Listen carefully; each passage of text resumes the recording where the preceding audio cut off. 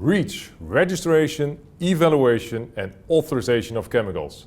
Especially the authorization part is interesting, as you can see on the cartoon. Industry is lining up there for an uncertain future. Are they going to hell or can they enter heaven?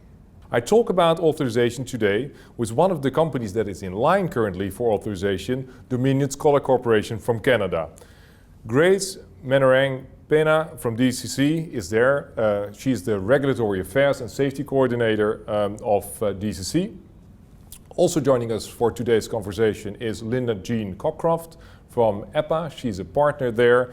And Linda Jean has been involved as a chair of the DHV Authorization Task Force.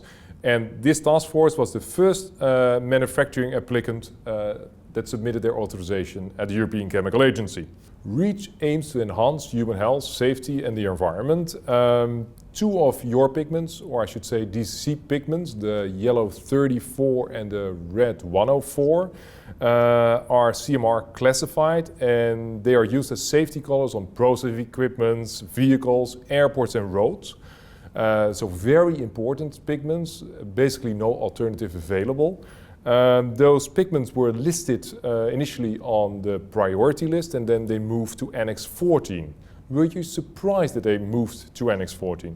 The yellow 34 and the red 104 have been extensively studied and confirmed by the experts that they present low risk. So in that sense, we were a bit surprised that these pigments are under continuous scrutiny.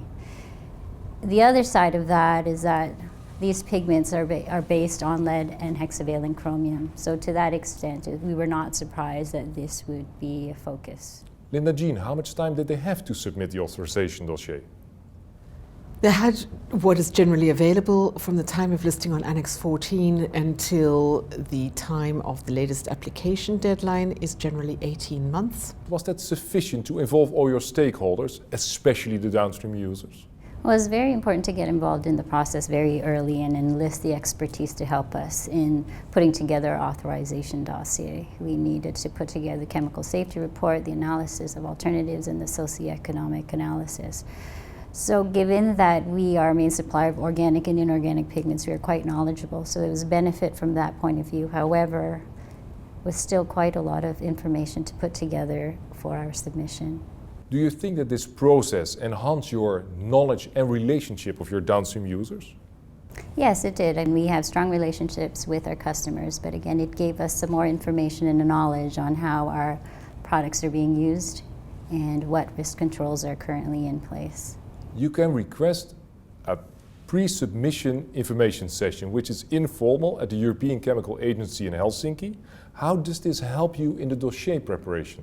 You ask for a pre-submission information session about 6 to 9 months before you're actually going to submit. So by this stage you've got a fair idea of what your application is going to look like. And it's really great. It gives you an opportunity to discuss with ECHA, with your dossier manager and with the various experts within ECHA the details of what it is that you're doing and you're planning to do, and they can give you some feedback on and perhaps some advice if they feel that you need it on different aspects of the way in which the application is going. Well, in our situation, we found that very beneficial. We were able to understand the methodologies that would be involved in the process. Grace, why did DCC choose to have the majority of your dossier as non-confidential? It was important for us to show that we had nothing to hide. These pigments have been tested time and time again. So pigments have shown to have low risk. And we felt that this was an opportunity to educate the public and the other interested parties that discontinuing their use in the European market is not necessary. They are limited and regulated for use in industrial and professional settings. Mm-hmm. They're not intended for consumer applications. So as such, we feel that the risk control measures are already in place to ensure that the workers are safe and the environments are safe. Linda Jean, do all companies go for the non-confidential option, or are there more varieties? It does vary, and I think it's important to remember that the DCC submission, although it was primarily non-confidential, is also very strictly copyrighted. So it does not mean that somebody else can come along and copy-paste what they submitted and use it in another submission. That's an important point. It's also important that DCC is not a listed company. For many listed companies, the kind of financial information that you need to provide is simply not, cannot be made public. It's either against company policy, and there's a lot of regulation which goes into making sure that that information is kept confidential. After submission, the public consultation part starts, including confidential comments by NGOs, your competitors, downstream users. After this process, you have the opportunity to comment on the comments. What was the allotted time for this, and was that sufficient? In our experience during the public consultation process, we received 384 responses. We were given about 2 weeks to comment back on those. We were granted an extension of 1 week. So in terms of the number of responses and the time given to respond, we feel that there just simply wasn't enough time. Next step is a formal meeting called the Trialogue with the representatives of the Risk Assessment Committee and the Socio-Economic Analysis Committee. And if needed also with the submitters of the comments, where you can share then your comments on the public consultation. Linda Jean, can you tell us a little bit about such a trialogue meeting? Yes, the trialogue is a very interesting process which has been initiated by ECHA specifically to give the applicants an opportunity to interact with the rapporteurs, which are the leads that are appointed from each of the two committees, the Risk Assessment Committee and the Socioeconomic Analysis Committee. This is not in the regulation. This trialogue is something that has been set up by ECHA as a kind of experiment in a way, but an additional extra, because the applicants are not allowed to attend the sessions of the committees where their application is discussed, which would normally be the case.